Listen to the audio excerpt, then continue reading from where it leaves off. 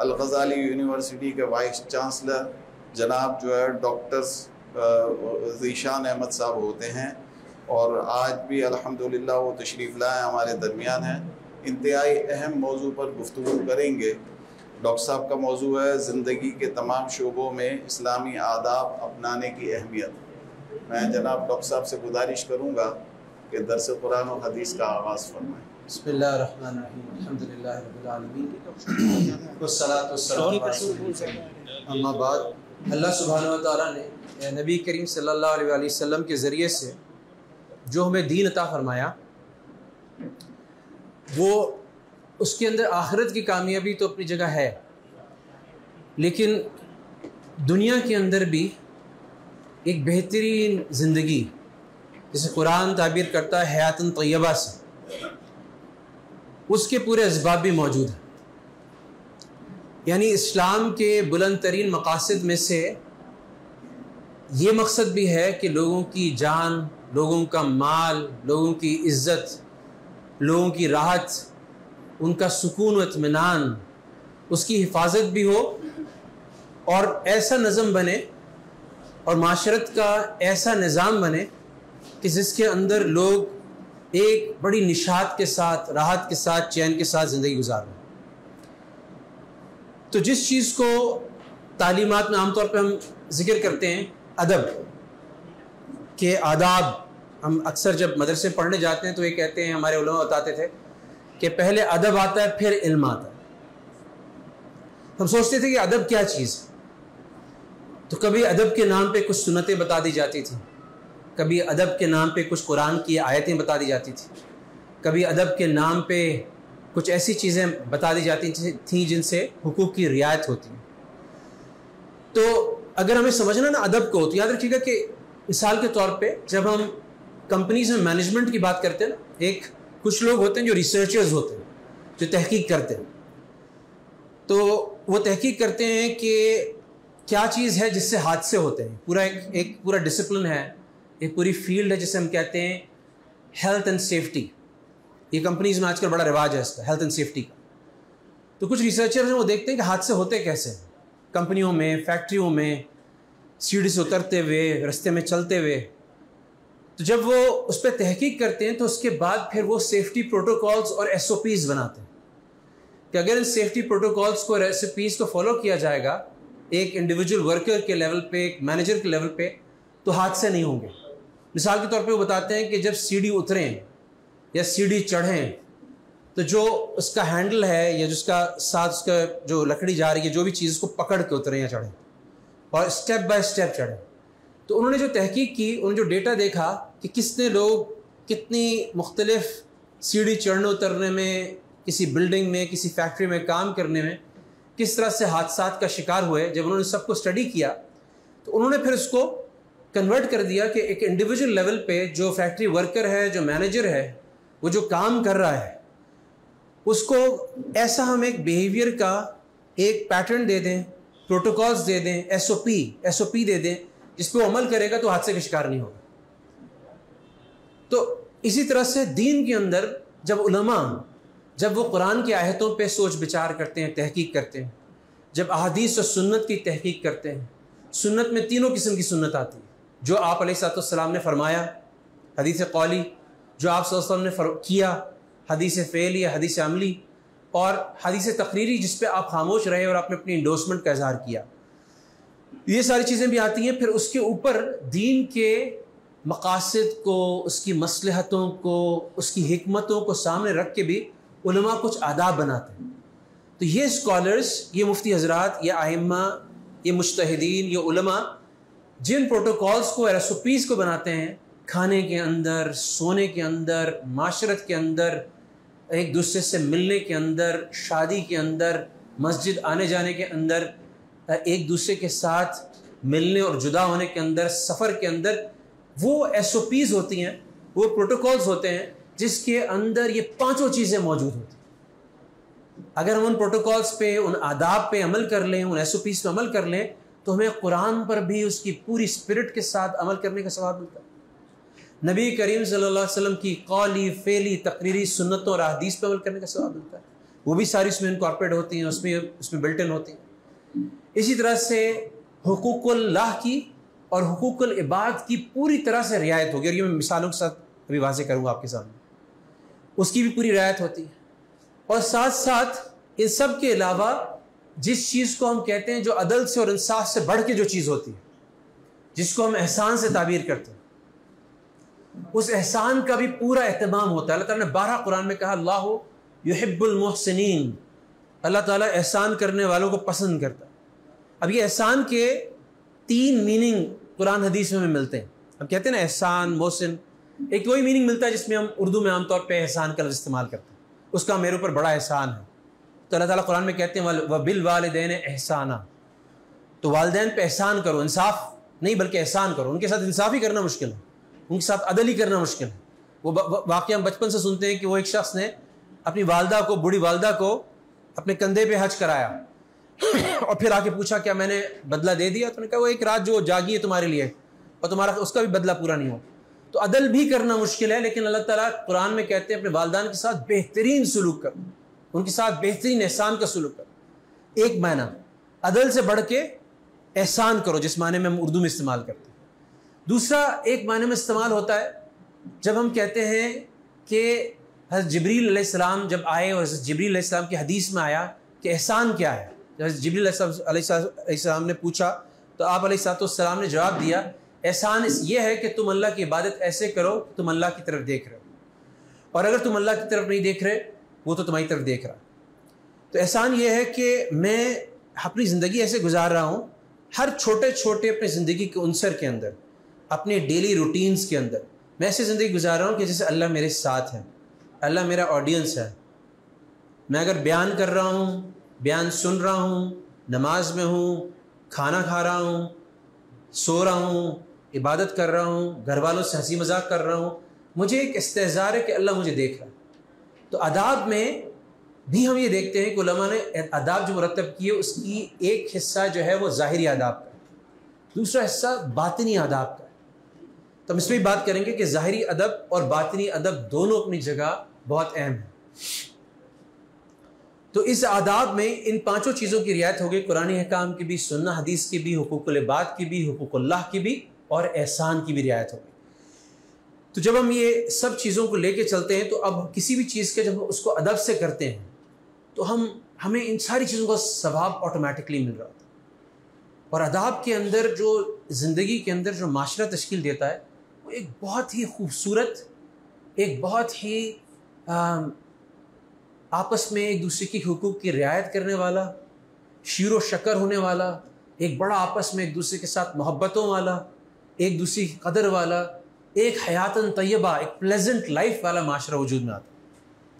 اور اگر ان کی رعایت، آداب کی رعایت چھوڑ دی جاتی ہے تو اللہ تعالیٰ کے ساتھ تعلق میں بھی کمی آتی ہے اور مخلوق کے حقوق کے اندر بھی وائلیشنز ہوتی ہے، اس کی بھی پامالی ہوتی ہے۔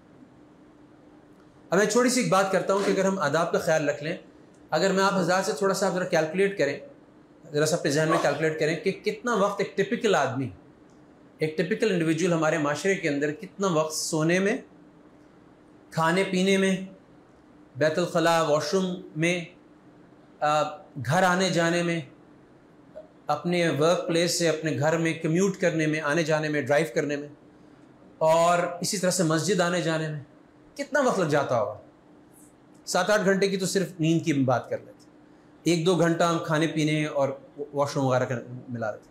اگر ہم دیکھیں گے کمیوٹنگ ٹائم اور یہ سب چیزیں ملائیں گے تو تقریباً یہ وقت جو ہوگا کوئی ہماری تقریباً 24 گھنٹے میں سے آدھا، نصف حصہ لے لے گا۔ اب آپ سوچیں کہ اس میں کوئی خاص بات نہیں ہے، کیونکہ ہم جب گھر والوں سے بات چیت کر رہے ہوتے ہیں، گھر میں داخل ہو رہے ہوتے ہیں، یا ڈرائیو کر رہے ہوتے ہیں، گھر آ جا رہے ہوتے ہیں، بیت الخلاء جا رہے ہوتے ہیں، سو رہے ہوتے ہیں، اس میں ہم سجدہ تو نہیں کر سکتے، ہم قرآن کی آیات بھی بیت الخلاء میں تو نہیں پڑھ سکتے، کھاتے ہوئے بھی نہیں پڑھ سکتے، بات کرتے ہوئے نہیں پڑھ سکتے۔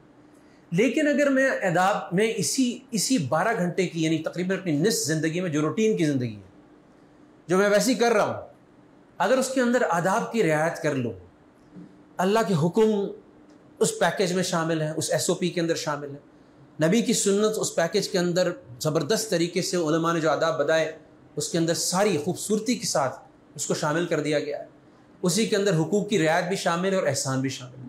تو مثال کے طور پہ سونے سے پہلے میں نے وضو کیا، سونے سے پہلے میں نے کچھ آیات تلاوت کی، حدیث میں آتا ہے غافلین میں سے نہیں لکھا جائے، میں سیدھے کروٹ سویا، میں نے سب کو معاف کر کے سویا، جو ان صحابی کا آتا ہے نا واقعہ یہ جنتی ہے. اب یہ علماء نے تو دیکھیں اس کو تحقیق تو نہیں حدیث سے ہو رہی ہے، لیکن علماء نے ایک لائن ڈال دی، سب کو معاف کر کے سو. اب ہے تو ادب کی ایک لائن کہ سب کو معاف کر کے اور دل صاف کر کے سو، لیکن اس کے پیچھے پورا ایک واقعہ ہے کہ جہاں پہ ایک صحابی فجر کی نماز کے بعد مسجد سے نکل کے جاتے ہیں، اللہ کے رسول کہتے ہیں علیہ الصلوۃ والسلام کسی کو جنتی دیکھنا اس کو دیکھا.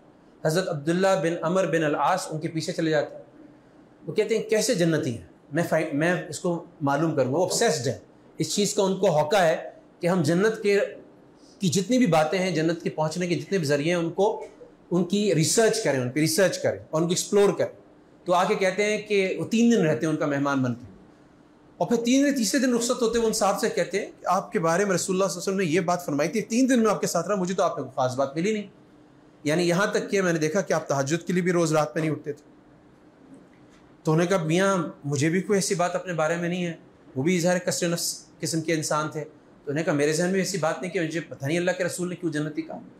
تو حضرت عبداللہ بن عمر بن العاص جو ہیں، عمر بن العاص وہاں سے نکلنے لگے. تو انہوں نے پوچھا بھتیجے ادھر آؤ ذرا. تو انہوں نے کہا چچا آپ نے پھر بلایا مجھے. انہوں نے کہا کہ دیکھو شاید ایک بات ہو سکتی ہے کہ میں جب رات میں سوتا ہوں تو میں ہر ایک کو معاف کر کے اور اپنا دل بالکل صاف کر کے سوتا ہوں، میرے دل میں کسی کے خلاف بغض اور عناد اور عداوت نہیں ہوتی.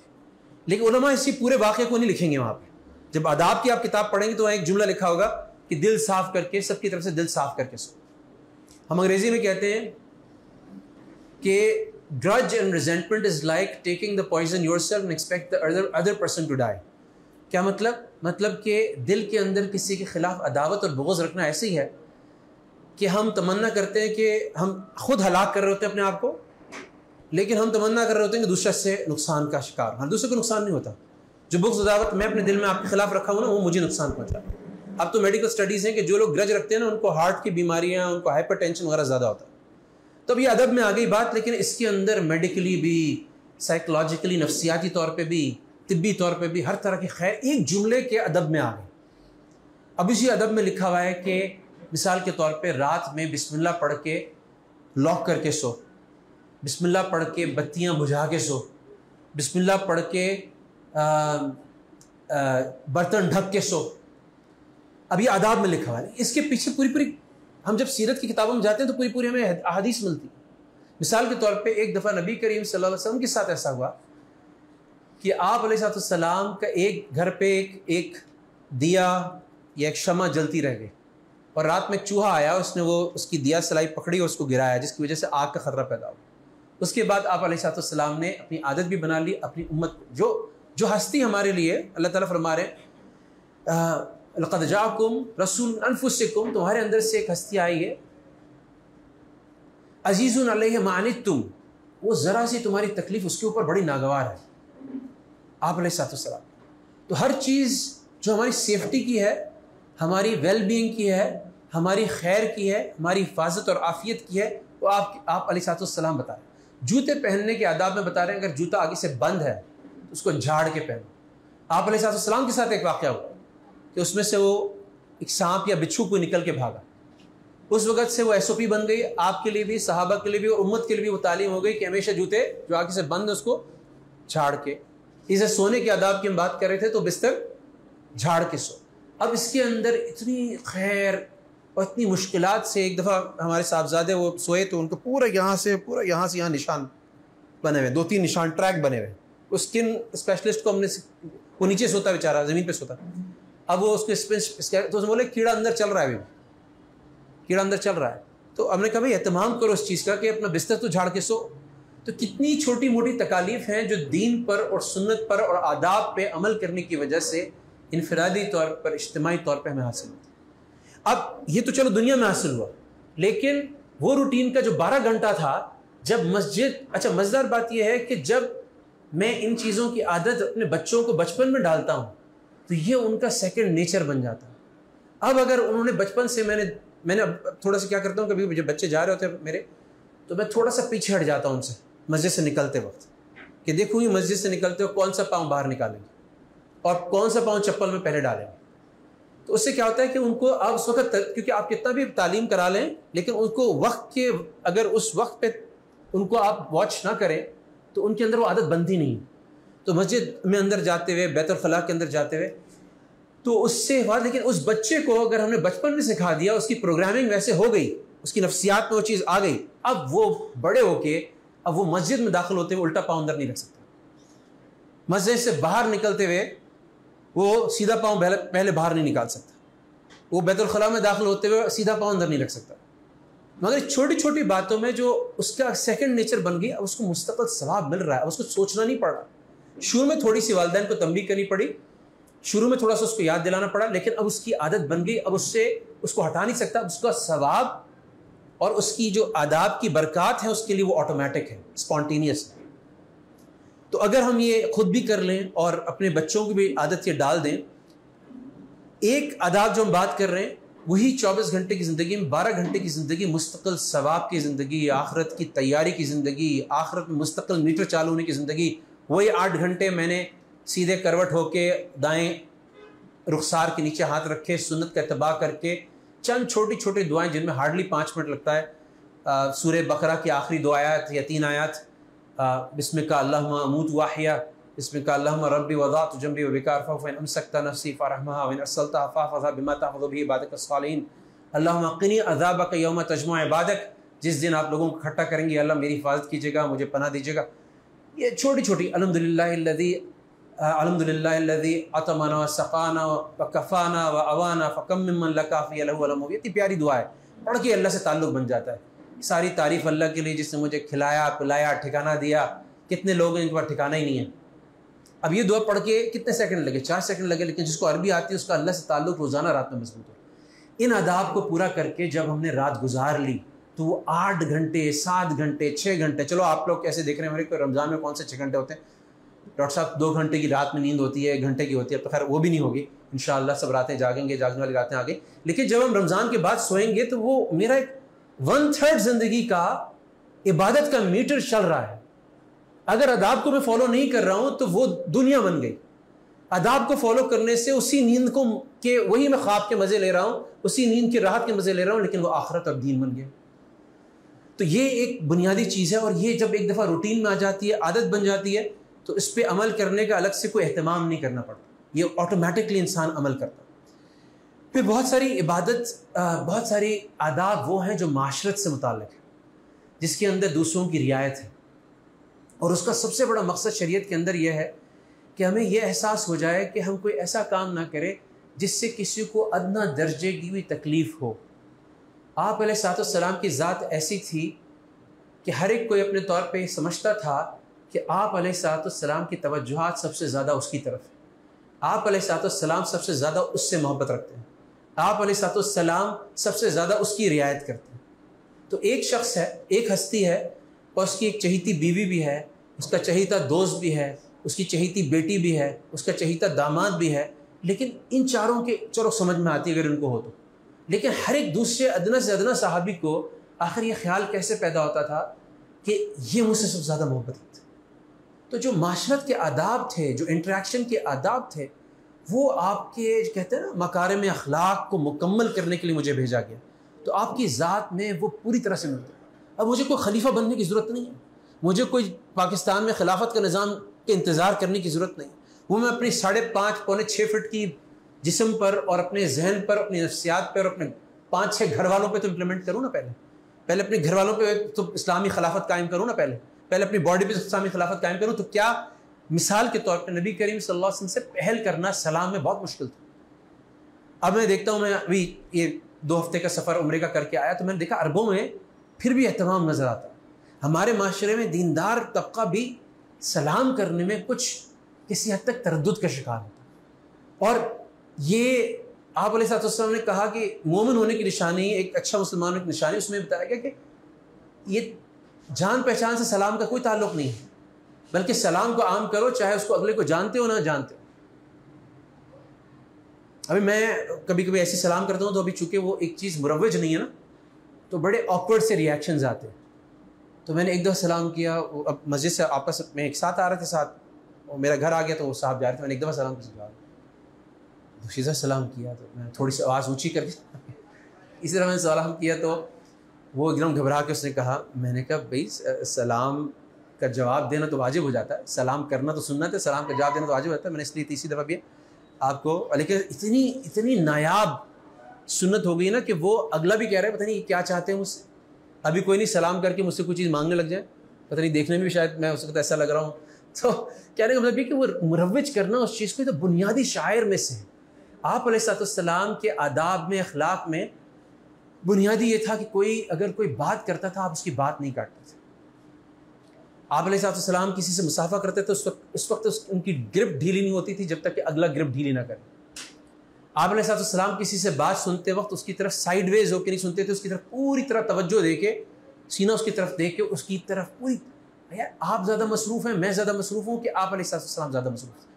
وہ کہاں سے ٹائم نکال رہے ہیں کہ ایک چھوٹی سی بچی, ایک بوڑھی عورت, ایک لڑکا ان سے آ کے بات کرتا ہے, ان کا ہاتھ پکڑ کے بات کرتا ہے تو وہ پورا ٹائم نکال رہے ہیں اس کے. یہ معاشرت کے بنیادی آداب. آخر اگر یہ اخلاق ہوں گے اور وہ یعنی سرور دو عالم آقا نامدار علیہ السلام ہیں تو کیوں نہیں تو لوگوں کے دلوں میں محبت ہو, کیوں نہیں لوگ اپنی جان ان کے اوپر قربان کرنا چاہیں گے. اسی وجہ سے آپ اچھا گفتگو کے آداب, آپ علیہ السلام کی گفتگو ایسی ہوتی تھی کہ صحابہ کہتے تھے کہ ہم ایک ایک لفظ ایسا ہوتا تھا جیسے لڑی میں پرویا ہوا ہے, اور ایک ایک لفظ کو ہم الگ الگ گن سکتے تھے, اور کسی کی بات کبھی نہیں کاٹتے تھے, کسی کی بات کبھی نہیں کاٹتے تھے. اور کبھی لہجے میں صرف اس وقت جہاں شریعت کی کچھ حدود پامال ہوتی تھیں, جہاں پہ ان کا اللہ تعالیٰ نے ان کو ایک مینڈیٹ دیا ہوا تھا کہ وہاں پہ تو ان کو بحیثیت اللہ کے رسول کی ناگواری کا اظہار کرنا, بلکہ وہ ناگواری بھی لہجے میں بعد میں آتی تھی. صحابہ پہچان جاتے تھے چہرے کے تیور سے کہ آپ کے چہرے کا رنگ جو ہوتا تھا وہ فرق پڑ جاتا. لیکن ایسے آداب نہیں ملتے کہ آپ علیہ السلام آئے تو سب کھڑے ہو گئے, آپ نے سب کو منع کر دیا کھڑے نہیں ہونا.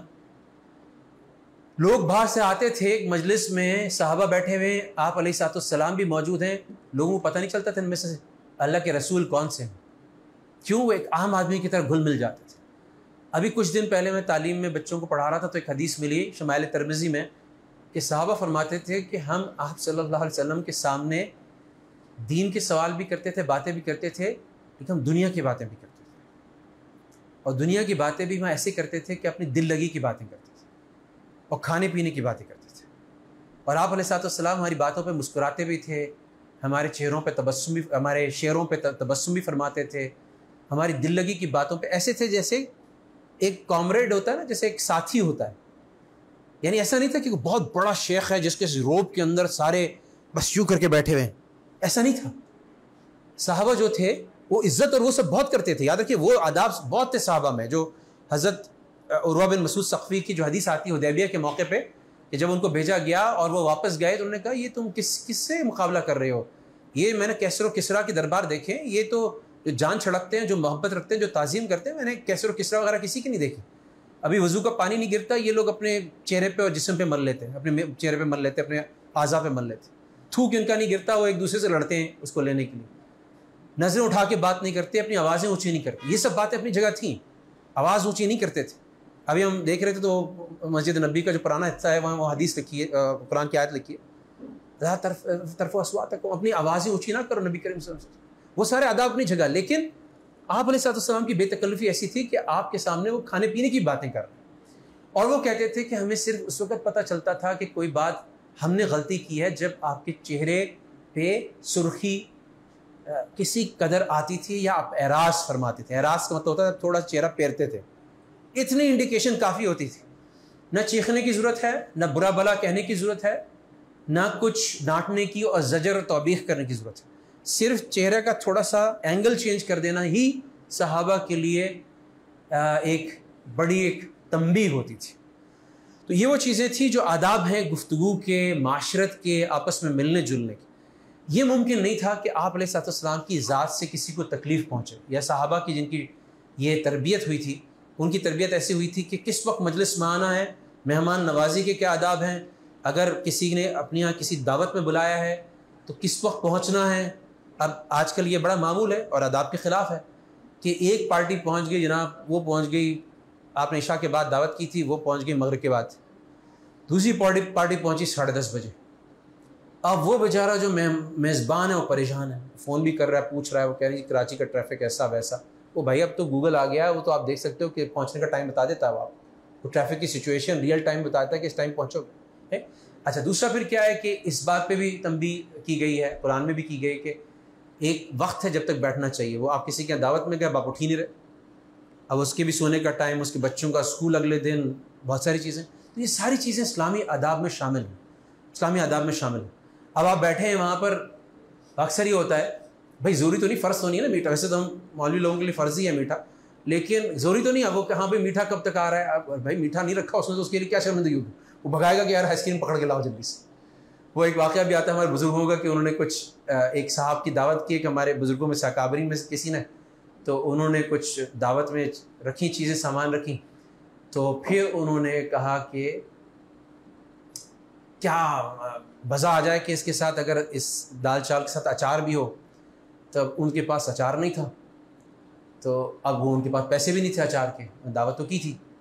تو خیر وہ اس کے بعد جب ختم ہو گیا، انہوں نے بھاگ کے کسی کو اپنا کچھ چیزیں کروا کے انتظام کر کے وہ اچار بھی منگوا لیا. پھر بعد میں انہوں نے دعا کی اور انہوں نے کہا کہ اللہ کا شکر ہے جس نے ہمیں اس کھانے پہ قناعت کی توفیق دی. تو ان کے صاحب کے منہ سے نکل گیا یا قناعت ہوتی تو اچار کے لیے مجھے اپنا لوٹا نہ بیچنا پڑتا. تو اب آپ کو کس کا ہے، میں جو اس نے پیش کر دیا ہنسی خوشی کھا کے ہم آ جائیں. اب ہمارے تعلقات ہمارے گھر والوں کے ساتھ بہت اچھے ہو جائیں اگر ہم ایک ادب پہ عمل کر دیں.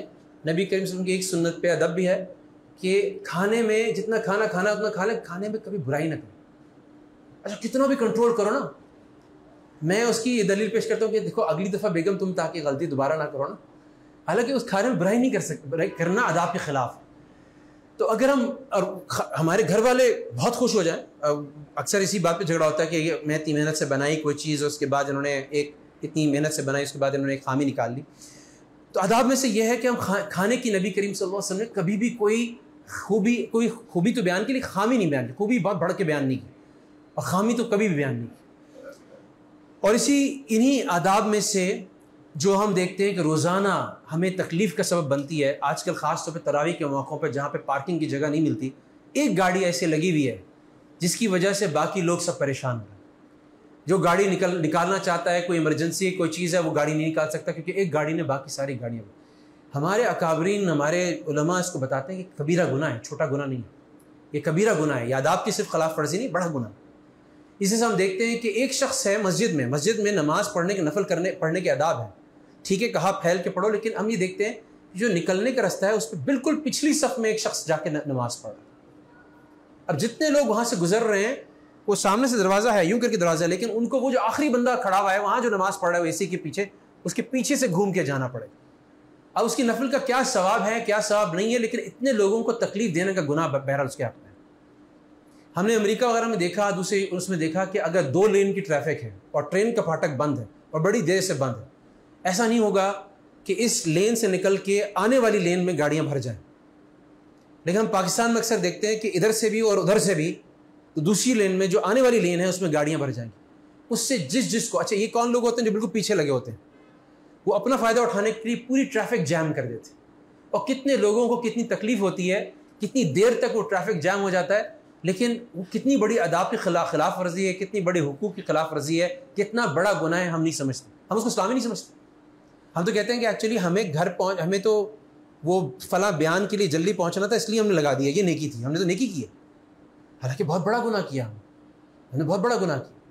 اس طرح سے گاڑی آگے آئی، سامنے آئی، اس میں خواتین بھی بیٹھیں گاڑی میں، ہم نے اپنا گاڑی کا پوری فلیش لائٹ پہ آن کیا ہوا ہے کہ اس کی روشنی پوری اگلی گاڑی میں جا رہی ہے. اب جو ادنا سی تکلیف ہم دے رہے ہیں، اسلام بالکل اس کے اندر گنجائش نہیں ہے. یہ چیز ہے جو آداب کی بنیاد ہے کہ دوسرے کو ادنا درجے کی تکلیف نہ ہو، دوسرے کو ادنا درجے کی. اب یہ سوچیں کہ جہاد پر صحابہ موجود ہیں، ایک جہاد ہے بہت بڑا، اور نبی کریم صلی اللہ علیہ وسلم کے ساتھ اس جہاد پہ گئے، اور آپ بہت سارے خیمے جب لگاتے ہیں تو خیمے ایسے لگاتے ہیں کہ رستے میں خیمے آ جاتے ہیں. تو آپ علیہ السلام یہ اعلان کرتے ہیں کہ باوجود اس کے کہ تم اللہ کے راستے میں اس کے آخری نبی کی معیت میں جہاد کر رہے ہو، لیکن تمہارا یہ ثواب بالکل باطل ہو جائے گا اگر تم نے رستے کے اندر اپنے خیمے لگائے اور لوگوں کے لیے آنے جانے کا رستہ بند کر دیا. آئے سوچیں کہ رستے کو روکنا جو ہے وہ بڑے گناہوں سے، رستے سے ادنا چیز کا ہٹا دینا. ایک حدیث کے اندر آتا ہے کہ ایک شخص کے پاس کوئی خاص نیکی نہیں تھی، اس نے صرف ایک خاردار جھاڑی رستے سے ہٹا دی، اللہ تعالیٰ نے اس پہ اس کی مغفرت کر دی.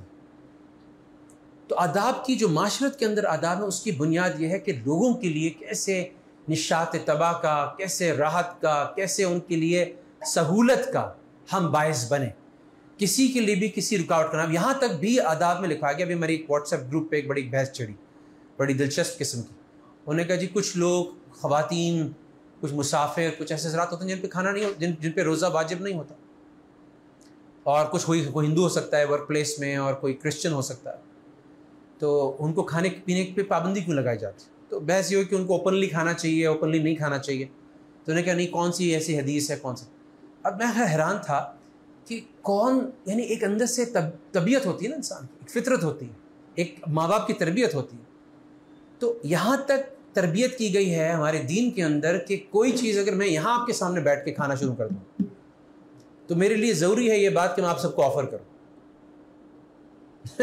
یعنی ابھی سوچیں کہ ہمارے دین کی بات ہے، بنیادی دین کی چیز ہے کہ اگر 4 لوگوں میں آدمی کوئی چیز نکالتا ہے اور کھاتا ہے تو اس کے آس پاس کے لوگوں کو آفر کرنا ضروری. اسی لیے بازار میں کھلے عام کھانے کی میں اندر قباحت آتی ہے.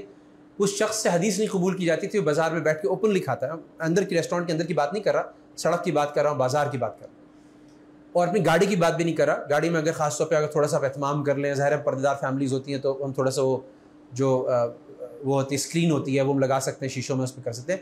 لیکن اسلامی آداب کے خلاف ہے کہ ہم اوپنلی کچھ کھانا کھائیں، پانی کچھ چیزیں پئیں، کھائیں پئیں اور دوسرے کو آفر نہ کریں.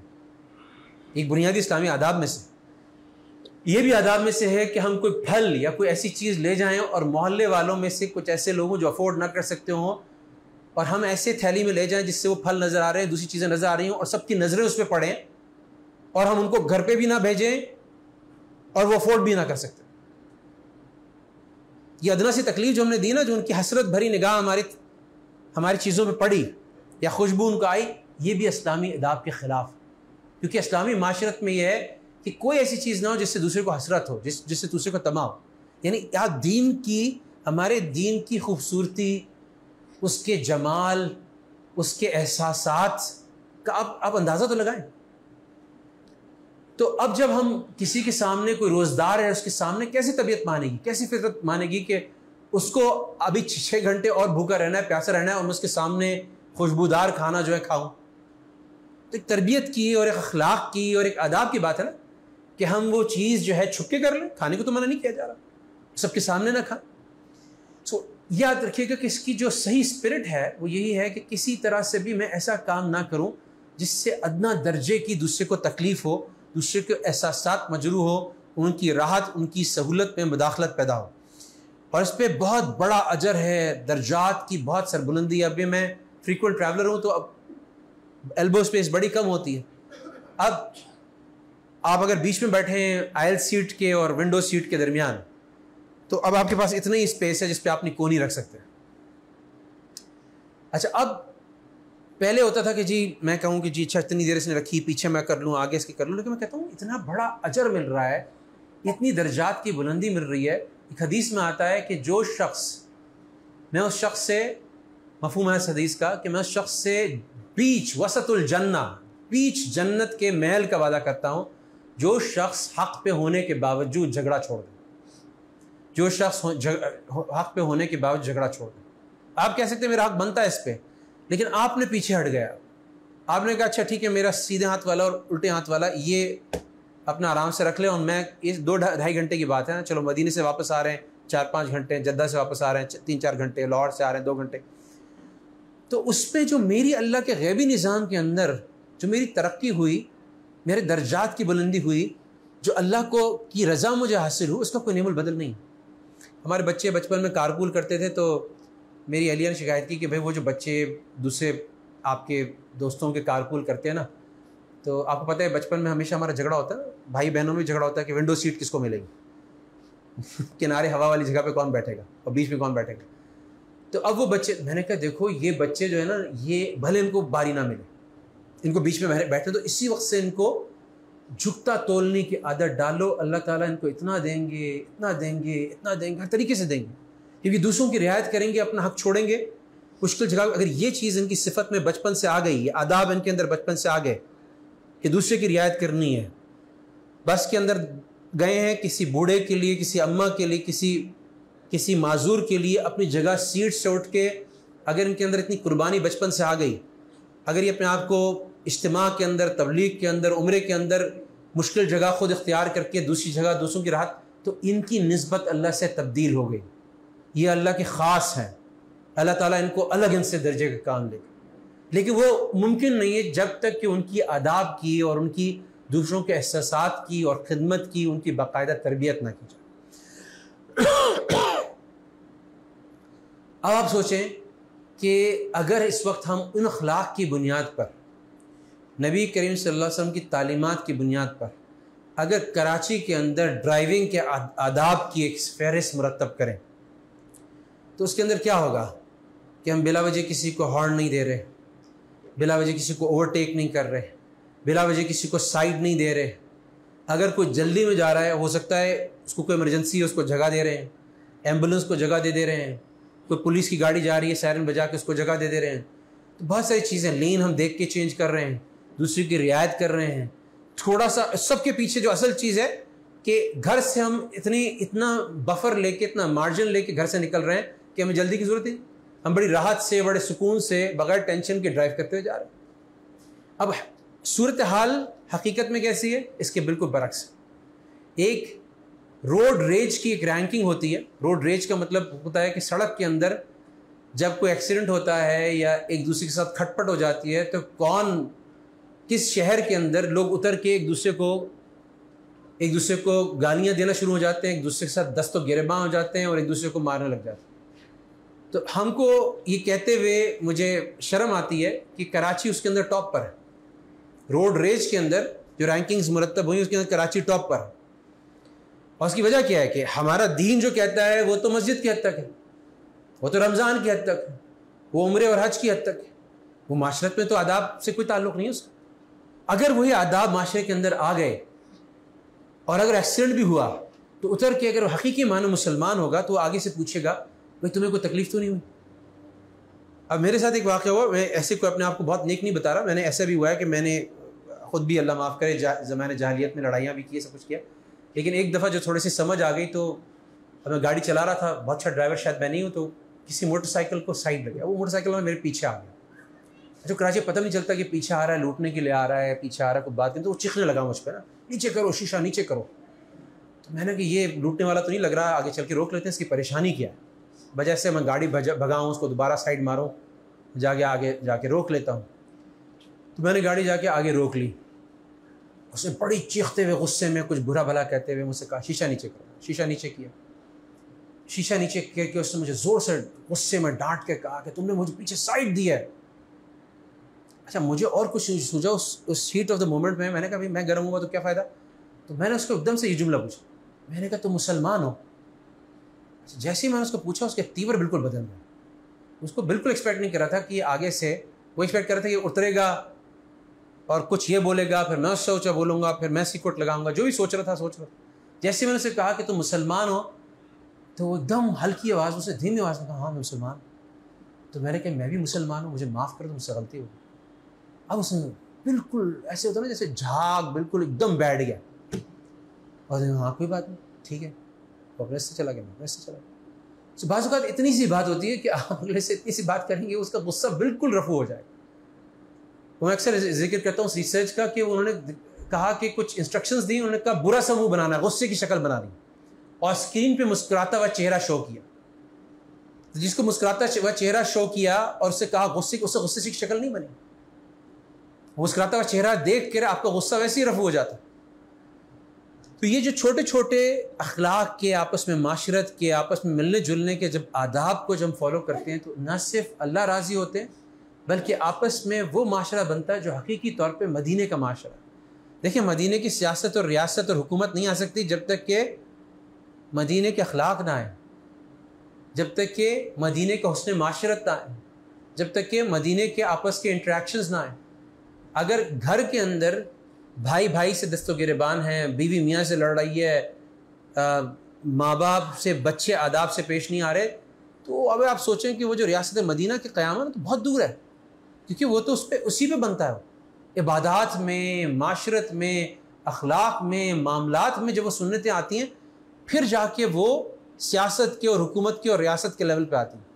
یہاں پہ اگر ایک معاشرے کو چیلنج یہ ہے کہ وہ نماز تو پڑھ رہے ہیں لیکن نماز پڑھنے کے ساتھ ساتھ آپس میں وہ اخلاق اور معاشرت کے آداب ہی فالو نہیں کر رہے، تو ہنوز کہتے ہیں نا دلی دور است، تو وہ سیاست اور وہ سب چیزیں تو بہت بات کی بات ہے۔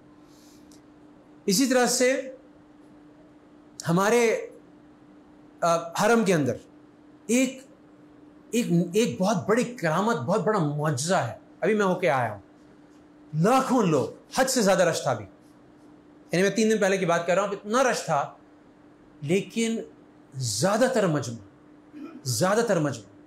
اتنا ادب والا، وہ جو جس کے لیے آئیں، جس مقصد کے لیے آئیں، جس اللہ کو راضی کرنے کے لیے آئیں، کعبہ سامنے، عورتیں مردیں بالکل کھوے سے کھوا چل رہا ہے، لیکن مجال ہے کہ کسی کے کوئی غلط حرکت، کوئی فحش حرکت، کسی کو دھکم پیل، ہاں ایک آدھ کوئی ہوتا ہے جس کی دھکم پہل کی وجہ سے جو نا پورا ڈسٹربنس کریٹ ہوتی، لیکن میں حیران ہوتا تھا کہ اتنے سارے لوگ ہیں، ذرا سا ان کو یوں اشارہ کرو رک جاتے ہیں، پیچھے ہٹ جاتے ہیں، قدم روک لیتے ہیں، جگہ دے دیتے ہیں۔ تو ہم دیکھتے ہیں وہاں پہ اتنا کہیں جھگڑا نہیں ہے، کہیں لڑائی نہیں ہے، کسی نے کسی کے پاؤں پہ چڑھ گیا، وہ آگے سے کچھ نہیں اس نے بولنا۔ وہ اتنا بڑا کراؤڈ مینجمنٹ سسٹم صرف اس لیے پاسبل ہے کہ زیادہ تر لوگ جس مقصد کے لیے آئے ہیں۔ بلکہ ایک عجیب واقعہ ہوا میرے ساتھ کہ میں عمرے کے لیے گیا مسجد عائشہ، تو بس کی لائن میں ایک آدمی آگے مجھ سے داخل ہو گیا، تو میں نے اپنی ٹوٹی پھوٹی عربی میں اس کو سمجھایا کہ میاں یہ پیچھے اتنے لوگوں کی حقوق تلفی ہو رہی ہے، تو تم یہ کیا کر رہے ہو؟ اچھا یہ پہلا ملا، ویسے تو اتنی بات بولنے پہ پیچھے ہٹ جاتے ہیں لوگ، تو اس نے بجائے پیچھے ہٹنے کے اس نے زور سے بات نکلایا ہے، ایسے کر کے ہوتا تھا۔ میں تھوڑا سا گھبرا گیا، میں نے کہا یہ تو میں نے کہا تم هل انت هنا للہ ولنفسک، تم اپنے نفس کے لیے یہاں پہ آئے ہو، اللہ کے لیے یہاں پہ آئے ہو؟ اچھا وہ جو ایک دم غصے میں تھا نا، میں نہیں تصور کرتا، میں نے کہا اس کو مجھے پیچھے ہٹنا پڑے گا، لیکن میں نے کہا تم اللہ کے لیے آئے ہو یہاں پہ، تو چاہتے ہو بار بار اللہ تمہارا آنا قبول کرے؟ جب اس نے آیا کر کے کہا نا، تو میں تھوڑا سا، تو پھر وہ بیچارہ بالکل ہٹ گیا پیچھے، جھاگ بن پیچھے۔ تو کوئی لڑنے جھگڑنے والا آپ کو عام طور پہ وہاں نہیں ملتا، تو اتنا زبردست نظام، لاکھوں لوگ اتنی چھوٹی سی جگہ میں اپنے اپنے فرائض ادا کر رہے ہیں، رو رہے ہیں اللہ کے آگے، اپنے سارے مناسک ادا کر رہے ہیں بغیر ادب کی، کمپلائنس کے، وہ ممکن ہی نہیں ہے۔ وہی ادب ہم آخر وہی لوگ ہیں جہاں وہ ایک ڈسپلن ہے نا، ایک ٹریننگ ہے وہاں، وہی چیزیں ہمیں واپس آ کے بھی اس چیز کی رعایت کرنی ہے، اس چیز کو فالو کرنا ہے۔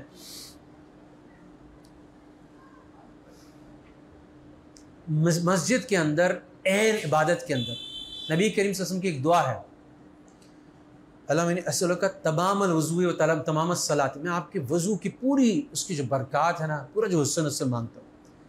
اب یہ تو دیکھا گیا کہ اس میں ہم پورے 3 دفعہ اسباغ وضو کہتے ہیں علماء اس کو، مکمل وضو کرتے ہیں، چہرہ اچھی طرح سے دھو رہے ہیں، لیکن یہ ہم نہیں دیکھ رہے کہ ہم نے نل کا کتنا تیز کھولا ہوا ہے، یہ نہیں دیکھ رہے کہ برابر والے کو چھینٹے کتنی اڑ کے جا رہے ہیں، یہ نہیں دیکھ رہے کہ نبی کریم صلی اللہ علیہ وسلم نے جو ایک چھوٹے سے پیمانے سے وضو کیا تھا، میں نے اس سے 10 گنا پانی بہا دیا ہے۔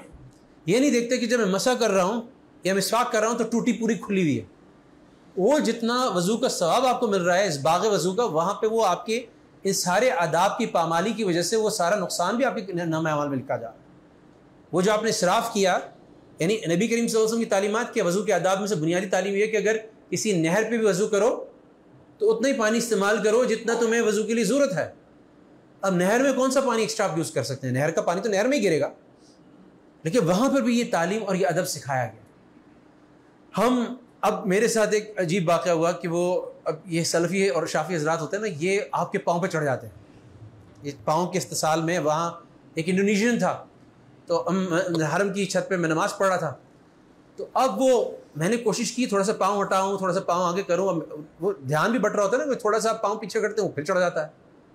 اب وہ اتصال سب کا مطلب یہ نہیں کہ آپ دوسرے پاؤں پہ چڑھ جاؤ، تو خیر میں تھوڑی سی بدگمانی اس سے میرے دل میں آئی، میں نے کہا یہ عجیب آدمی ہے، اس سے میں بات کروں گا، تراویح وغیرہ ختم ہو گئی پھر، تو اب خیر وہ دیکھیں میری طرف سے میں ادب کی بات کر رہا ہوں، اس سے جو خیر بعد میں تھوڑا سا میں نے پیچھے کیا تو اس نے ہٹا لیا، پاؤں پہ برابر ملانے کی کوشش کر رہا تھا، لیکن وہی انڈونیشین تھا کہ اچھا اس وقت میں بالکل کوئی شام سے بیٹھا تھا, میں نے افطاری بھی صحیح طرح نہیں کی.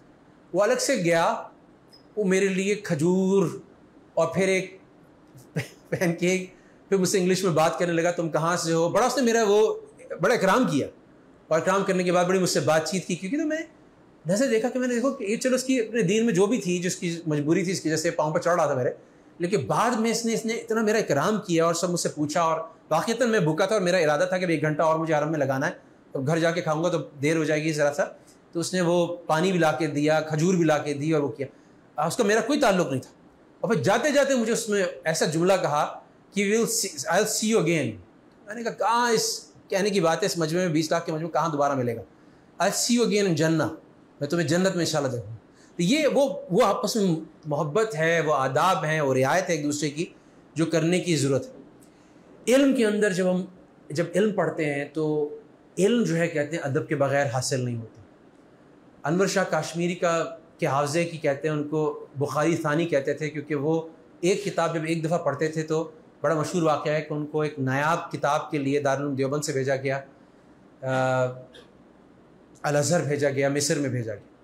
تو وہاں پہ جب وہ گئے تو انہوں نے کہا کسی کاپی میں بنا لوں یا اس کو ساتھ اس کا ایک نسخہ لے جاؤں. تو انہوں نے, وہاں کی لائبریرین نے الاؤ نہیں کیا, وہاں کے اصول کے خلاف تھا. تو انہوں نے کہا آپ جو پڑھ سکتے ہیں آپ پڑھ لیں, نہ آپ کو باہر لے جا سکتے ہیں, نہ آپ کو ہندوستان لے جا سکتے ہیں, نہ ہمارے پاس کا دوسرا نسخہ ہے.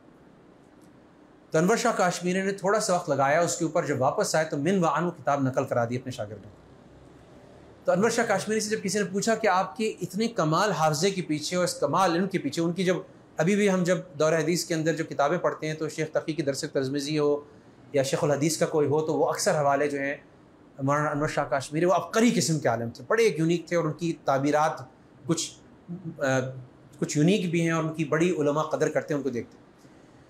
تو یہ کہتے تھے جب میں علم حاصل کرتا تھا تو میں ایک تو خیر وضو وغیرہ کا تو اہتمام ان سارے حضرات کو ہوتا تھا, لیکن جب کتاب کے حواشی ہوتے ہیں نا, جو ہماری کتاب جو پرانے زمانے کے بشرا مکتب بشرا کی وجہ سے وہ ساری چیزیں انہوں نے سیدھی کر دی, لیکن جو حواشی ہوتے تھے نا سائڈ میں لکھے ہوتے تھے, وہ تو جیسے کتاب کا متن جو ہے وہ تو سیدھا لکھا ہوا, جیسے کتاب سیدھی میں نے اپنے نوٹس بنائے سیدھے, لیکن جو حواشی ہوتے تھے, جو حاشیہ ہوتا تھا, کبھی ایسے لکھا ہوا ہے کہ آپ کو یوں کرنی پڑے گی کتاب, کبھی یوں کرنی پڑے گی کتاب, کبھی یوں کرنی پڑے گی کتاب, کبھی یوں کرنی پڑے گی کتاب.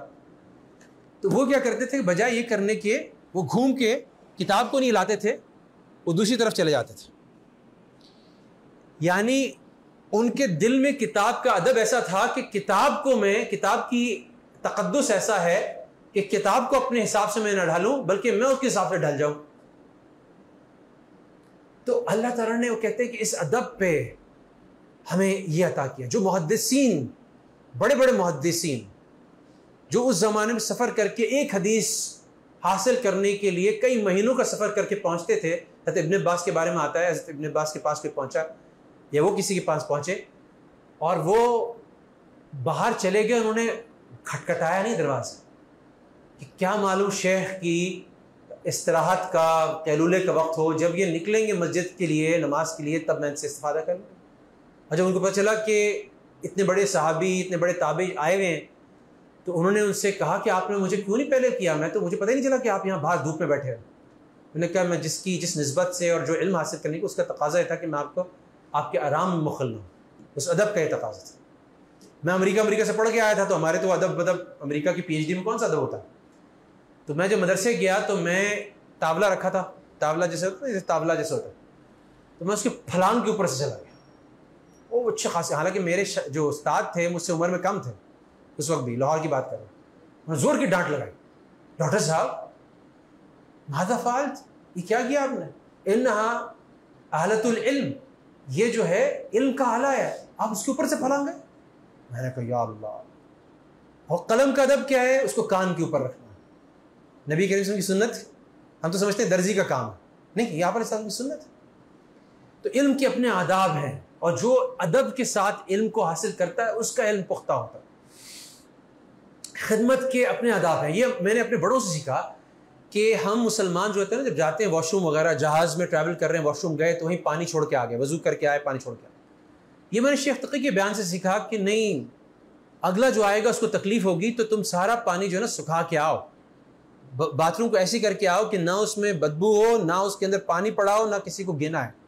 یہ آداب میں سے, اسلامی آداب میں سے.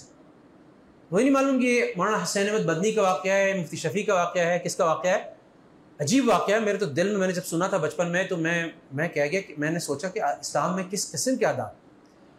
اور واقعہ یوں کر کے ہے کہ وہ ٹرین کے اندر وہ حضرت سفر کرتے ہیں. مجھے اب ہمارے اکابرین دیوبند میں سے کوئی تھے, اگر کسی کو یاد آتا ہے تو مجھے بتائیے گا. مجھے میرا خیال حسین احمد مدنی تھے, کون تھے, تو ٹرین پہ سفر کر رہے تھے. تو ٹرین پر ایک ہندو سفر کر رہا تھا, بنیا تھا کون تھا, تو وہ بڑا بے چین تھا. تو وہ پھر واش روم چلا گیا. جب واش روم گیا, ٹرین کے واش روم گیا, تو تھوڑی دیر وہ عجیب سی شکل بنا کے واپس آ گیا اور اس کی بے چینی جاری رہی. تو وہ پریشان ہو کہ ایک تو یہ تو اتنی جلدی آ گیا, اتنی جلدی میں تو فارغ ہونا بھی ممکن نہیں ہے, اور اس کی بے چینی اسی طرح سے برقرار ہے. جب اگر واش روم گیا تھا تو اس کی بے چینی ختم ہونی چاہیے تھی. تو یہ حضرت جو اکابرین دارالعلوم دیوبند میں سے ہیں وہ اٹھتے ہیں اور وہ جاتے ہیں. جب وہ جاتے ہیں واش روم میں ٹرین کے دیکھتے ہیں تو وہاں غلاظت پھیلی ہوتی ہے جا بجا, تو سمجھ جاتے ہیں کہ یہ ہندو جب یہاں پر آیا تو یہ اس کی طبیعت نہیں کی, حالانکہ اس کی ضرورت تھی, مگر اس سے گھن کھا کے اس کو جو ایک نوزیہ ہوا, الٹی آئی, تو یہ واپس آ گیا. تو وہ جو کیا کرتے ہیں, جا کے وہ ساری چیزیں صاف کرتے ہیں. اب دیکھو ہمارے مسلمانوں کے اندر پاکی کے سٹینڈرڈز بہت بلند ہیں, مگر اس کے باوجود وہ جو ہمارے اکابرین میں سے تھے, جو حضرت تھے, انہوں نے وہ ساری صفائی کرتے ہیں, وہ ساری صفائی کر کے واپس تشریف لاتے ہیں. جب واپس تشریف لاتے ہیں تو اس کو کہتے ہیں کہ بھائی ٹرین کے باتھ روم تو اتنے صاف نہیں ہوتے, باتھ روم تو بڑا صاف ہے. وہ بڑی حیرت سے ان کی شکل دیکھتا ہے اور پھر جاتا ہے, پھر فارغ ہو کے آتا ہے, اور پھر اس کے دل میں قدر آتی ہے. جہاں تک مجھے یاد ہے پھر مسلمان بھی ہو جاتا ہے, ان کے اس عمل کی وجہ سے مسلمان ہو جاتا ہے. تو یہ جو خدمت کا جذبہ ہے, آداب کا جذبہ, الٹی ہم کیا کر رہے ہیں, ہم کہیں جاتے ہیں ایئرپورٹ پہ, کہیں اور ہسپتال میں, تو ہم وہ سارا پانی اس پہ بھی, سنک کے پاس بھی اور زمین پہ بھی, کہ اگلا پریشان ہو جائے, اس کو دیکھ کے پریشان ہو جائے کہ مسلمانوں کے آداب کیسے.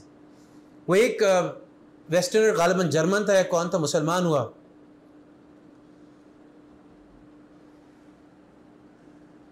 وہ دیکھتا تھا جس مسجد میں جاتا تھا, وہ دیکھتا تھا یہ وضو خانے کے اندر لوگ پیکیں بھی مار رہے ہیں اور وہ بلغم بھی پڑا ہوا ہے. تو اس نے ایک دن کیا کیا کہ جا کے اس کی صفائی کر دی, خود جا کے مسلمانوں کا مسجد کا وضو خانہ چمکا دیا. تو کسی پاکستانی ہمارے بھائی نے, مسلمان نے اسے کہا کہ یہ مسلمان تو ہو گیا لیکن انگریزیت نہیں گئی اس کی. آپ صحیح بات دل پہ ہاتھ رکھ کے بتائیں کہ انگریزیت ہے یا اسلام ہے؟ اسلام میں ادب ہے کہ کسی کو گھن نہ آئے. یعنی تھوک کے بارے میں کہا گیا کہ کسی سیمنٹڈ جگہ پہ, پکی جگہ پہ تھوک نہیں سکتے. آپ کو تھوکنا ہے تو سائیڈ میں رستے پہ نہیں تھوک سکتے. آپ نے ایسی کچی جگہ پہ جہاں پہ تھوک ابزارب ہو جائے, لوگ جہاں بیٹھے ہوئے ہوں, جو کچھ چلنے کا رستہ ہو, وہاں نہیں تھوک سکتا. اب ہم کراچی والے ماشاءاللہ, ایک تو تھوک کا رنگ بھی ہوتا ہے, ہماری تھوک بے رنگ بھی نہیں ہوتی. وہ کہنے لگے جی مدینے مکے میں, انہوں نے دیکھا کہ وہ پتہ چل گیا یہاں بھی کچھ کراچی والے ہو کے گئے, وہاں بھی نہیں چھوڑا. تو یہ وہ چیزیں جس کو دیکھ کے پھر معاملات کے اندر آداب ہے, کہ معاملات کے اندر کیا آداب ہے. چیز کی برائی بتا کے اس کو بیچا, جب واپس آئی تو اس کو بغیر کچھ پوچھے واپس لے لیا. میری اہلیہ, میری سالی نے وہاں والمارٹ میں, امریکہ میں, جے سی پینی سے وہ چیز خریدی تھی اور والمارٹ میں واپس کر دی.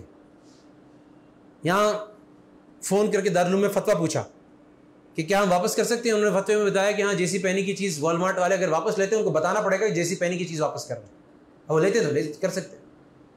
والمارٹ نے واپس لے لی. واپس کیا لے لی, وہ تو تھی بھی نہیں ان کی, پھر بھی انہوں نے لے لی.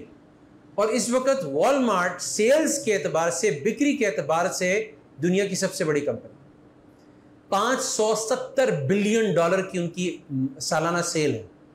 پاکستان کے جتنا ٹیکس اکٹھا ہوتا ہے اس کا اندازہ لگا سکتے ہیں کتنا ہے. یہ اچھے زمانے میں ڈالر جب تھا تب میں نے فگر پڑھی تھی $35 بلین. وہاں ایک کمپنی $570 بلین کر رہی ہے. کیوں؟ کیونکہ اس آداب کو فالو کر رہی ہے جو نبی کریم صلی اللہ علیہ وسلم سکھا کے گئے. ایک صحابہ نے دکان کھولی, جیسے پہلا سیلز ریٹرن واپس آیا دکان بند کر دی. دوسرے ساتھیوں نے کہا کہ آپ کی دکان تو اب چل پڑی تھی, آپ نے بند کیوں کر دی؟ انہوں نے کہا جو نبی کریم صلی اللہ علیہ وسلم کی حدیث تھی نا کہ اللہ تعالیٰ اس پہ رحم فرما, اس کی مغفرت کرے, جو بیچی ہوئی چیز کو واپس لے لے, وہ میرا کام پورا ہو گیا. میں نے اس لیے بزنس سٹارٹ کیا تھا, وہ اب میں اس کا اس فضائل کا مجھے تحقق ہو گیا, لہٰذا اب مجھے کاروبار کی ضرورت نہیں.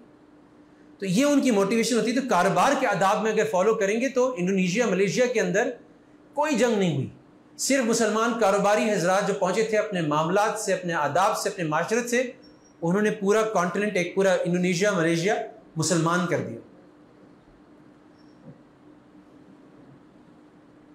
لیکن ایک اس کی دوسری سائڈ بھی ہے. دیکھیں ہم میں جو چیز ہم میں سیکھتے ہیں نا, ہمارے اندر ایک طبیعت ہے. ایک طبیعت یہ ہے کہ اس کو اپنے اوپر لاگو کرنے کے بجائے ہم سوچتے ہیں دوسروں پر کیسے لاگو کریں. تو اس میں ایک نقصان ہوتا ہے کہ اگر آداب بھی آہستہ آہستہ آتے ہیں. اگر مجھے آداب کا ہیضہ ہو جائے اور میں ہر ایک کو آداب سکھانے کی کوشش کروں. مثال کے طور پہ ایک لڑکا آیا جو کہ گرامر اسکول میں جاتا ہے, بڑی مشکل سے, پتہ نہیں اس کے دل میں کیا آئی, رمضان میں کیا اس نے پروگرام دیکھ لیا, کیا اس کے دوست نے کسی نے اس کے کان میں ڈال دی, وہ مسجد آیا. اور جو مسجد آیا تو وہ ٹائٹ جینز میں اور تصویر والی ٹی شرٹ میں آیا, یا ٹی شرٹ میں آیا, رنگ برنگی ٹی شرٹ میں آیا جہاں وہ چھوٹی سی سلیوز ہے اس کا, وہ بھی ہو رہا ہے, اور بغیر ٹوپی کے آ گیا. اگر میں کوشش کروں گا کہ پہلی اس کی مجلس میں جو بھولے بھٹکے طریقے سے مسجد آ گیا ہے اور میں اس کو پکڑ کے بٹھا کے اس کو ڈانٹ پلا دوں گا, بیٹا آداب تم نے نہیں سیکھے اپنے ماں باپ سے, چلو میں تمہیں بتاتا ہوں, کرتا لمبا ہونا چاہیے, جینس ٹائٹ نہیں ہونی چاہیے, سر پہ ٹوپی ہونی چاہیے, یہ تم نے کیا لگا رکھا ہے, تو وہ اگلی دفعہ مسجد آئے گا. بہت مشکل ہے, بہت مشکل ہے. لیکن اگر آپ نے اس سے دوستی لگائی, اس سے نام ہوا پوچھا, اس سے مسکرا کے بات کی, اس سے ایک تعلق بنایا, پھر بعد میں اس کو سمجھایا کہ بیٹا تصویر نہ ہونی چاہیے, اس سے پھر نماز نہیں ہوتی ہے, ایک ایک کر کے اس کو سمجھانا شروع کیا, تو پھر وہ پورے آداب پہ آنے کی بھی اس کے چانسز ہیں. لیکن اگر میں نے شروع میں اس کو پورے آداب سکھانے کی کوشش کی تو وہیں پہ اڑ جائے گا, وہ مسجد ہی نہیں آئے گا. اسی طرح سے ہمارے استاد بخاری پڑھاتے ہوئے مولانا محمود اشرف عثمانی, اللہ تعالیٰ ان کے درجات بلند کرے, ان کی جنت کو نور سے بھرے, ان کی قبر کو نور سے بھرے, ان کو جنت کے اعلیٰ درجات عطا فرمائے. وہ فرماتے تھے میاں جب تم کسی کو ایک چیک لسٹ پکڑاتے ہو نا 5 پیجز کی کہ مسواک جو ہے نا اس کی سائز یہ ہونا چاہیے, یہ ہونا چاہیے, مسواک ایسے رکھو, ویسے رکھو, ایسے کرو, تو جب وہ 50 چیزیں مسواک کی نہیں یاد پاتا تو وہ مسواک ہی اس کے ہاتھ سے نکل جاتی. یاد رکھیے گا کہ سنت کا شروع کرنا یہ بہت اہم ہے. تلاوت کا کرنا, ذکر کا کرنا, نماز کا پڑھنا, مسجد آنا یہ بہت اہم ہے. آداب ہم کسی پہ مسلط شروع سے نہیں کر سکتے, آداب زندگی میں آہستہ آہستہ آتے ہیں. تو اب مسواک شروع تو کریں, جیب میں کیری تو کریں, پھر کیا سائز ہونا چاہیے, کیا اس کی وڈتھ ہونی چاہیے, کیسے اس کو ہمیں کرنا چاہیے, وہ ساری چیزیں آہستہ آہستہ کر کے سیکھ لے گا وہ. یہ ساری چیزیں بیہیویئرل ہیں, یہ کوگنیشن سے نہیں ہے, یہ سوچ میں نہیں آنی, بلکہ اس کو عادت میں لانا ہے. تو عادتیں آہستہ آہستہ پڑتی ہیں. تو اسی طرح سے کوئی سنت ہے, مثال کے طور پہ ذکر کی سنت ہے. اب بہت اچھی بات ہے کہ دعا کے اندر ہم وضو کر کے قبلہ رخ ہو کے 2 زانوں ہو کے دعا کی قبولیت کے وقت بیٹھیں, لیکن اس کا یہ مطلب نہیں ہے کہ ہم اٹھتے بیٹھتے چلتے پھرتے لیٹے ہوئے دعا نہیں کر سکتے. دعا کر سکتے ہیں, لیکن جہاں پہ ہم وہ 25 آداب کے ساتھ دعا کریں وہ دعا کہیں زیادہ پاورفل ہو جائے گی. ہم نے اللہ کی تعریف بیان کی, ہم نے نبی کریم صلی اللہ علیہ وسلم پہ درود بھیجی, سب کچھ کیا, لیکن اس کا مطلب یہ نہیں ہے کہ میں اللہ سے کھل کے بات نہیں کر سکتا, اللہ میرے لیے آسان کر دے, میرے لیے اٹھنا سحری کے لیے مشکل ہو رہا ہے, میں تہجد بھی پڑھنا چاہتا ہوں, میرے ایسا. تو وہ تکلفات جو ہیں آداب کے, وہ ایسا نہ ہو کہ عمل میں ہی مانے بن جائے. وہ کہ یار جی 50 آداب جب تک نہیں آئیں گے تب تک میں مسواک ہی شروع نہیں کروں گا, تو بہت بڑا نقصان ہے. اب ٹھیک ہے موبائل پہ قرآن پڑھنا بہت زیادہ کوئی آداب کے مطابق نہیں ہے, اکثر ہمارا وضو بھی نہیں ہوتا, لیکن اگر کسی کو قرآن پڑھنا ایسے ہی میسر ہو رہا ہے کیونکہ وہ سفر میں ہے یا اس کو نسخہ میسر نہیں ہے, تو قرآن پڑھنا تو نہیں چھوڑنا چاہیے نا. آداب کی وجہ سے دوسرا ایکسٹریم یہ ہے, افراط و تفریط یہ ہے کہ قرآن آپ کہیں جی ادب نہیں ہوگا تو میں پڑھنا ہی چھوڑ دوں. ہاں کچھ آداب ایسے ہیں جیسے وضو کے بغیر ہم قرآن کے نسخے کو ہاتھ نہیں لگا سکتے, اگر اس کے اندر ترجمہ یا تفسیر نہیں ہے, وہ قرآن کا متن ہی غالب ہے, تو ہم نہیں کر سکتے ایسے.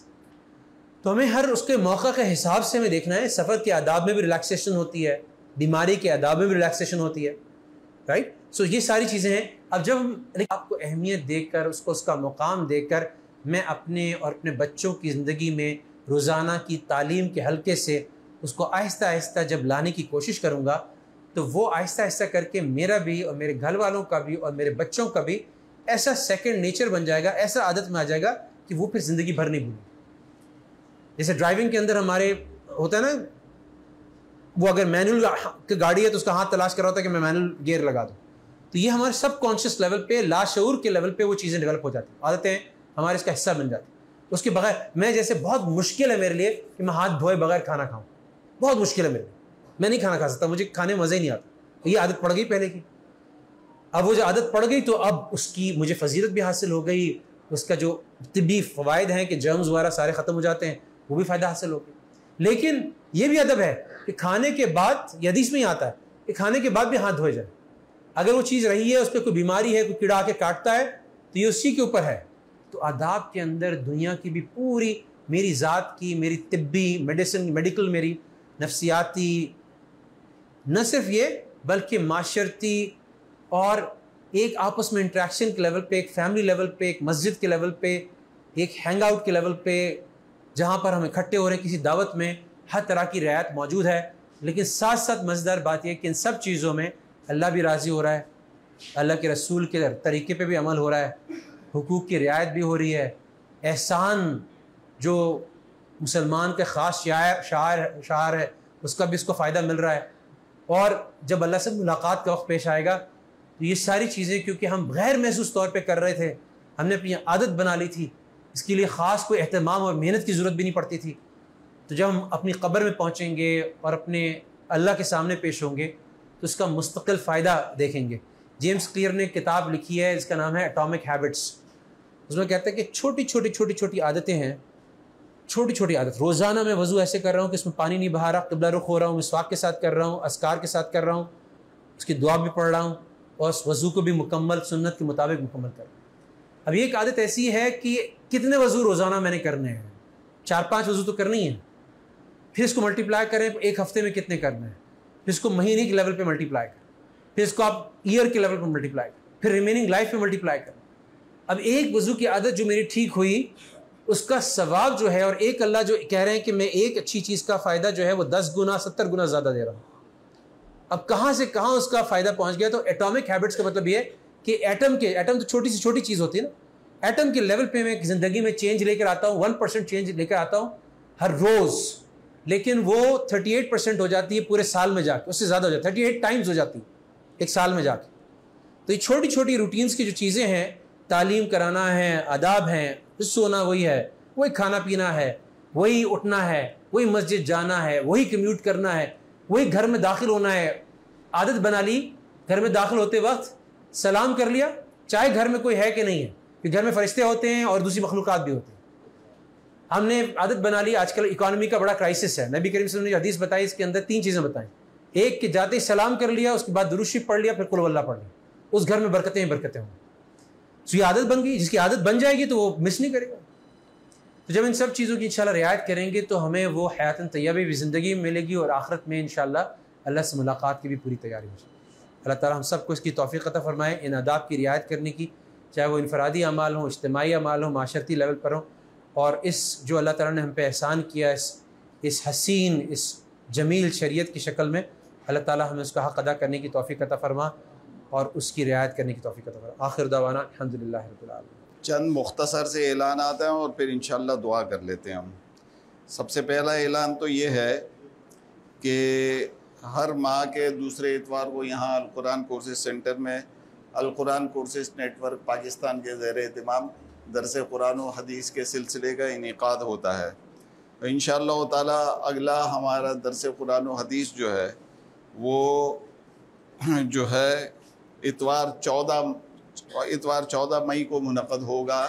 اور ڈاکٹر صاحب ہمارے یہ والی جو موضوع کی جو نشست یہ ایک ہی تھی یا اور نشستیں بھی ہیں؟ ایک ہی نشست تھی. تو کسی اور موضوع پر انشاءاللہ تعالی ہمارا درس قرآن و حدیث منعقد ہوگا.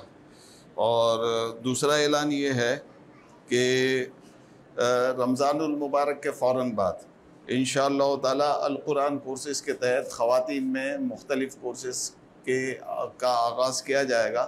دینی تعلیمات کے بنیادی کورسز جو ہے ان کا آغاز کیا جائے گا، ان کے داخلے شروع ہوں گے. خواتین سے میری خصوصی درخواست ہے کہ جو خواتین ان کورسز میں پارٹیسپیٹ کرنا چاہتی ہیں، داخلہ لینا چاہتی ہیں، تو وہ ابھی سے ہی ہماری مینجمنٹ سے رجوع کریں. اور ہمارے یہاں جو مرد حضرات بیٹھے ہوئے ہیں وہ اپنی خواتین کو داخلہ دلانا چاہتے ہیں تو وہ بھی ہم سے رابطہ کر سکتے ہیں اس حوالے سے. اور مختلف کورسز ہیں، شارٹ کورسز ہم کرواتے ہیں دین کی بنیادی تعلیمات کے، مثلاً ترجمہ و تفسیر قرآن کلاسز ہوتی ہیں ہمارے یہاں. اس کے علاوہ بنیادی عربی گرامر کی کلاسز ہوتی ہیں، عربی تکلم کی کلاسز ہوتی ہیں. اسی طریقے سے القرآن کورسز کی سالانہ کلاسز ہوتی ہیں. تو یہ بہت سارے کورسز ہیں اور خاص طور پر ہم نے ڈیزائن کیے ہیں یہ کورسز کالج اور یونیورسٹیز کی طالبات کے لیے، تاکہ بنیادی دینی شعور اجاگر ہو. اس وقت جو ہے الحمدللہ آن لائن ترجمہ و تفسیر کلاسز جو ہے چل رہی ہیں ہمارے یہاں روزانہ کی بنیاد پر خواتین میں. تو الحمدللہ آج 19 پارے ختم ہو گئے اور ابھی انشاءاللہ تعالی باقی 11 پارے جو ہے باقی ہیں. اور روزانہ یہ نشست ہوتی ہے صبح 10 سے لے کر 12 بجے تک زوم پر. جو خواتین انٹرسٹڈ ہوں تو وہ ہماری یہاں کی مینجمنٹ سے رجوع کر سکتی ہیں اور زوم پر جو ہے یہ ترجمہ و تفسیر کا سلسلہ جو ہے اس میں پارٹیسپیٹ کر سکتی ہیں. اور یہاں جو مرد حضرات بھی چاہیں تو اپنی خواتین کے لیے تو میرے سے بات کر سکتے ہیں. اس کے علاوہ جو ہے انشاءاللہ میرا بیٹا کل حافظ سدیس یہاں جو ہے ختم قرآن تکمیل قرآن جو ہے وہ بھی کریں گے. تو آپ تمام حضرات اور خواتین سے گزارش ہے کہ اس میں شریک ہو جائیں. میرے ایک بھانجے ہیں محمد حنیف، ان کے اچانک آج طبیعت خراب ہوئی تو ان کے لیے خصوصی دعاؤں کی درخواست آپ حضرات سے میں ڈاکٹر صاحب سے کہوں گا کہ ان کے لیے دعا کروا دیں. اور باقی اس کے علاوہ جو ہے مختلف ہماری ایکٹیویٹیز چلتی ہی رہتی ہیں القرآن کورسز کے تحت.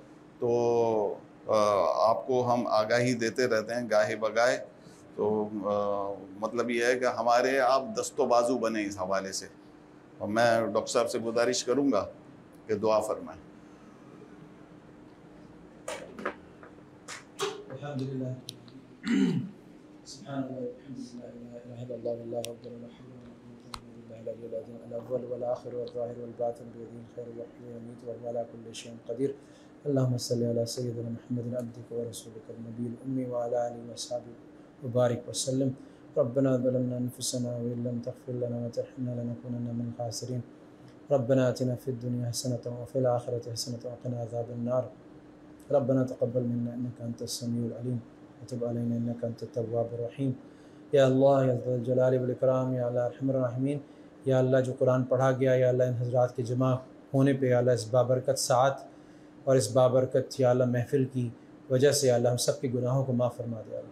یا اپنے فضل اپنے کرم سے اللہ دین و دنیا کی تمام بھلائیاں اور عفو اور عافیت اور فوز اور فلاح اور کامیابی اور نجات اور اپنی کامل مغفرت اور اپنی کامل رضا یا اللہ ہم سب کو عطا فرما. ہمارے والدین کو، ہمارے گھر والوں کو یا اللہ، تمام مسلمین مسلمات مومنین مومنات کو یا اللہ اپنے فضل اپنے کرم سے یا اللہ اس مبارک مہینے کی برکت سے یا اللہ اور اس میں جو بھی عبادات آپ کے پاس آ رہی ہیں اللہ اس کو ذریعہ بنا دے. یا اللہ ہماری ساری تمام دینی اور دنیاوی مشکلات کے حل ہونے کا یا اللہ آپ ہی مشکل کشائیں یا اللہ. یا اللہ جن بھی مسائل سے، جن بھی چیلنجز سے یا اللہ پاکستان کے مسلمان، ترکی کے مسلمان، فلسطین کے مسلمان یا اللہ افغانستان کے مسلمان، میانمار کے مسلمان، یمن کے مسلمان، دیگر تمام اقوام کے مسلمان یا اللہ جن مشکلات سے گزر رہے ہیں یا اللہ آپ ہی ہماری مشکل کشائیں یا اللہ. ہم آپ سے ہی رجوع کرتے ہیں یا اللہ، چاہے وہ انفرادی مشکل ہو، چاہے وہ اجتماعی مشکل ہو یا اللہ. یا اللہ آپ ہی اس کو کھولنے والے، اس کو ختم کرنے والے، اس کا حل دینے والے ہیں یا اللہ. یا اللہ آپ ہی ہمارے حاجت روا ہیں یا اللہ. ہماری حاجتوں کو چاہے انفرادی ہوں یا اللہ، چاہے اجتماعی ہوں یا اللہ، جتنی جائز حاجات ہیں ان کو پورا فرماتے ہیں یا اللہ. دنیا اور آخرت کے اندر یا اللہ ہمیں یا اللہ تمام فتن سے، تمام گمراہیوں سے، تمام یا اللہ فرقہ باطلہ کے فتن سے یا اللہ، تمام باطل قسم کے عقائد سے یا اللہ، تمام یا اللہ باطل قسم کی یا اللہ اعمال سے یا اللہ ہماری اور ہماری نسلوں کی مکمل حفاظت فرما دیجیے یا اللہ. اپنے رحم اور کرم سے، اپنے فضل سے یا اللہ ہمیں بہترین قائدین عطا فرما دیجیے اس قوم کے لیے، اس امت کے لیے یا اللہ. یا اپنے فضل اور کرم سے یا اللہ ہمیں جو راز آپ کی پیارے رسول صلی اللہ علیہ وسلم کی زندگی میں پوشیدہ یا اللہ اس کو پڑھنے کی، اس کو سننے کی، اس کو سمجھنے کی، اس کے مذاکرے، اس کے تذکرے زندہ کرنے کی توفیق عطا فرمائے اللہ.